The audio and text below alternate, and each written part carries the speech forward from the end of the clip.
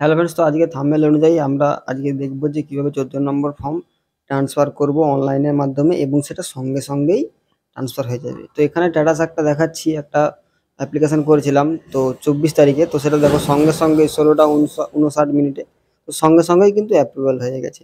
আগে কিন্তু এটা হতো না, এখন কিন্তু সঙ্গে সঙ্গেই অ্যাপ্রুভাল হয়ে যায়। তো তার জন্য কিন্তু অবশ্যই আধার কার্ডে ফোন নাম্বার লিঙ্ক থাকতে হবে। তো আমরা সেটা কিভাবে করব সেই প্রসেসটাই আজকে আমরা এই ভিডিওতে দেখব। তার জন্য এই ফুড দপ্তরের ওয়েবসাইটে চলে আসতে হবে। এরপর এখানে সিটিজেন হোম যে অপশানটা রয়েছে এখানে ক্লিক করার পর এদিকে রেশন কার্ড সম্পর্কিত কর্নার এখানে, এরপর আমাদের অফিস অনুমোদন প্রয়োজনীয় পরিষেবা এখানে ক্লিক করতে হবে। এরপর অনলাইন আবেদন করুন এখানে ক্লিক করতে হবে। এখানে ক্লিক করার পর আমাদের কাছে এই পেজ আসবে। এই পেজের লিঙ্ক আমি ডেসক্রিপশনে দিয়ে দিচ্ছি।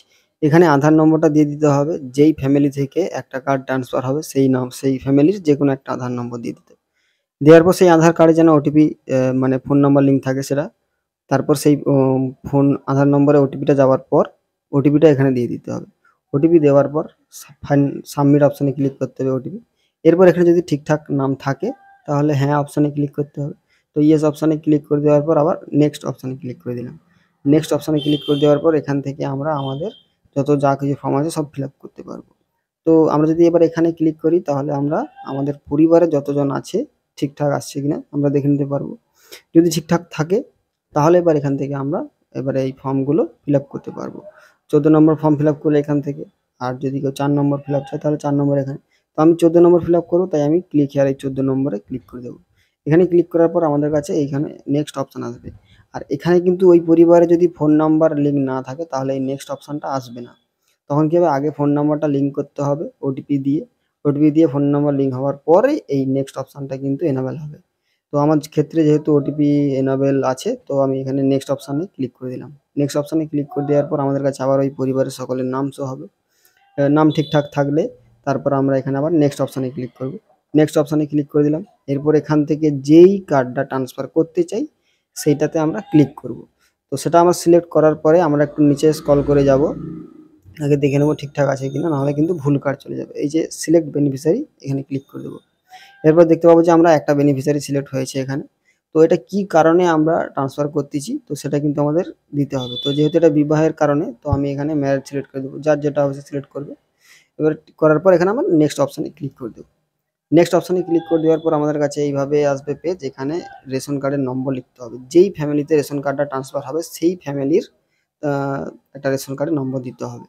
এরপর নেক্সট অপশানে ক্লিক করে দিতে হবে। নেক্সট অপশানে ক্লিক করে দেওয়ার পর আমাদের কাছে সেই ফ্যামিলির যে রেশন কার্ডের নম্বর তার নাম আসবে। এখানে ক্লিক করলে তাদের ফ্যামিলির সকলের নাম শো হবে। যদি সকলের নাম ঠিকঠাক আসে তাহলেই কিন্তু এগোতে হবে, কারণ ভুলভাল হলে কিন্তু আবার অন্য ভুল ফ্যামিলিতে চলে যাবে। আর এইখানে যেই রেশন কার্ডের নম্বরটা দেওয়া হবে সেই রেশন কার্ডের সঙ্গে যেন তার আধার কার্ডে ফোন নাম্বার লিঙ্ক থাকতে হবে। যদি আধার কার্ডের সঙ্গে ফোন নাম্বার লিঙ্ক না থাকে তাহলে কিন্তু হবে না। এরপর এখানে ভেরিফাই আধারে ক্লিক করলে কিন্তু ওটিপি যাবে। এখানে তার স্বামীরও হতে পারে, তার শ্বশুরমশাই, তার মোটামুটি তার স্বামীর ফ্যামিলির যে কোনো একজনের যার রেশন কার্ডের সঙ্গে আধার কার্ডের ফোন নাম্বার লিঙ্ক আছে, সব কিছু ঠিকঠাক আছে সেটাই দিতে হবে। এবার ওটিপি দেওয়ার পর এখানে final submit OTP, submit OTP click করার পর আমাদের কাছে তাদের পুরো ফ্যামিলির নাম আরেকবার শো হবে এবং নিচে ওই ব্যক্তির নাম শো হবে যার নাম, যার কার্ডটা আমরা ট্রান্সফার করতে চাইছি। তো এখানে দেখতে পাচ্ছ RKSY1।